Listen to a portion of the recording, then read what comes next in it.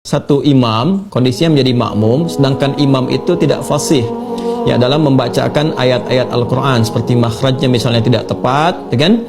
Dan kondisi-kondisi lain. Pertanyaan pertama Anda, apakah sah sholat yang ditunaikan atau ada kewajiban untuk mengulang? Itu satu. Yang kedua, kemudian bagaimana cara untuk memperbaiki kondisi itu? Apakah itu yang Anda tanyakan? Ya Ustaz. Baik, saya akan batasi pada apa yang Anda utarakan. Baik. Yang pertama, jika kita mendapati kondisi demikian, maka idealnya begini. Saya ingin sampaikan kondisi ideal supaya memahami fikih imam terlebih dahulu. Seseorang ditetapkan atau diangkat atau dipersilahkan menjadi imam ketika diketahui ya dan dipastikan bahwa syarat-syarat menjadi imam itu terpenuhi. Apa di antara syarat-syaratnya? Pertama, memahami fikih salat. Ya, jelas, karena imam itu pemimpin dari sholat. Kalau nggak paham apa yang dikerjakan, bagaimana bisa memimpin? Ya kan? Itu memahami fikih sholat. Yang kedua adalah bagus ya dalam bacaan-bacaan yang dia bacakan. Ya, karena nanti bacaan-bacaan imam itu termasuk yang mengcover bacaan makmum dan gerakan diikuti. Jadi paham tentang fikih sholat, bagaimana mengerjakan dari awal sampai akhir karena diikuti imam itu. Yang kedua, bacaannya bisa mewakili makmum. Itu yang tercover dalam hadis Nabi sallallahu alaihi wasallam, "Innama ju'ilal imamu liyutamma bih, fa qira'atul imami qira'atul ma'mum." Ya, adapun imam dijadikan untuk diikuti. Bagaimana kita bisa mengikuti? Kalau imam memahami sehingga benar dari awal sampai akhir.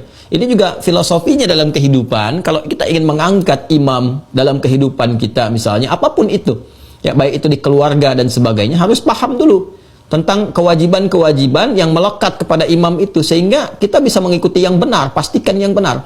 Anda profesinya guru misalnya, itu imam bagi murid-muridnya, wali bagi mereka. Maka jangan memberikan contoh yang tidak baik, pelajari bagaimana menjadi guru yang baik supaya murid-murid menjadi baik. Ya, suami imam bagi istri dan anak-anak di keluarga, maka pelajari bagaimana fikih rumah tangga dengan benar, sehingga nanti keluarga tidak mencontoh yang salah. Ya, ke atasnya lebih besar lagi. Nanti kata Nabi, kalau salah memilih fantadhir sa'ah, ya tunggu akan ada masa-masa sulit nantinya gitu ya, dan akan menghasilkan atau menghadirkan situasi yang tidak kondusif dalam berkehidupan. Maka ini digambarkan lewat latihan sholat. Sholat itu jadikan ketat. Maka yang pertama dipastikan adalah orang-orang yang paham fikih sholat, bacaannya baik, benar, bagus. Ya, baru nanti di antara sekian yang banyak ada senioritas. Siapa yang paling senior, yang pengalamannya banyak? Kan yang paling senior itu kalau paham fikih sholatnya, bacaannya cukup baik gitu kan. Nah, kemudian baik itu ukuran tajwid ya, bukan ukuran lagu, ingat. Baik itu ukuran tajwid, bukan ukuran lagu. Kadang ada yang irama lagunya bagus, tapi kadang-kadang dengarnya telinga kita panas gitu.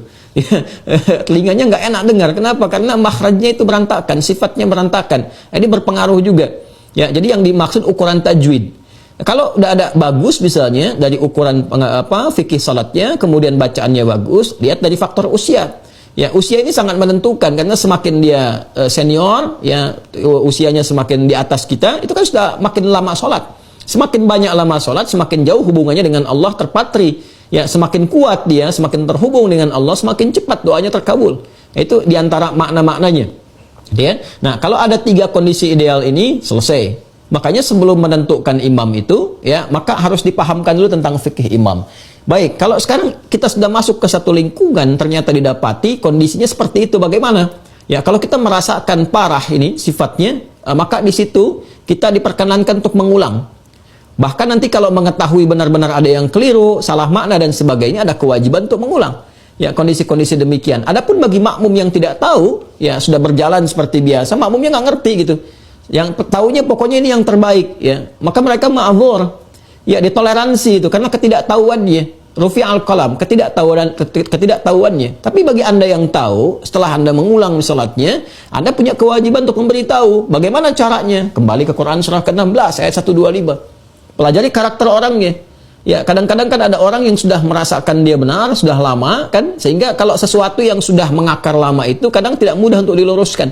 Maka caranya bagaimana? Ya, caranya Anda bisa mendatangkan orang lain yang lebih fasih, lebih baik dengan mengusulkan. Bukan mengusulkan untuk mengganti. Ya, mengusulkannya bagaimana? Misalnya tentang kita belajar. Ya, diusulkan oleh Anda, bagaimana kalau kita belajar, jangan hanya imamnya yang pandai bacaan, ya dengan cara yang baik. Kami juga ingin pandai-pandai bacaan, supaya bisa jadi imam di rumah dan sebagainya. Anda ngusulkan, boleh nggak kalau kita ngaji dengan ustadz-ustadz kita mengundang untuk mengajari kami, kalau imam tidak sempat punya waktu semuanya.